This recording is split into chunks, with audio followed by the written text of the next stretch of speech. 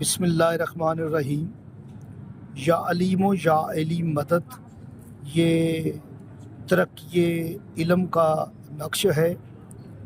اور یہ فہم و ادراک کھل جائے، حافظہ قوی ہو۔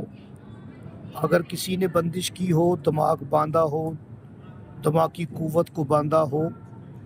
سبق یاد نہ ہوتا ہو، امتحان میں بار بار ناکامی ہوتی ہو، لائق بچہ ایک دم سے نالائق ہو جائے اور تعلیم کی طرف اس کا بالکل دھیان نہ ہو، تو اس نقش کو آپ نے کوفہ شہر، عراق کا شہر کوفہ، محراب مسجد امیر المومنین علی بن ابی طالب، جہاں مولا متقیان امیر المومنین علی بن ابی طالب علیہ السلام خطبہ دیا کرتے تھے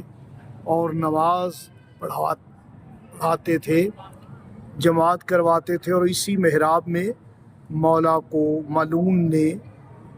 19 رمضان کو ضرب سے شہید کیا۔ اس مقام پر بیٹھ کر آپ اس نقش مبارک کو لکھ کر دھو کر اس شخص کو پلا دیں اور اس کا چہرہ دھو دیں، سر کو دھو دیں، تو انشاءاللہ تعالی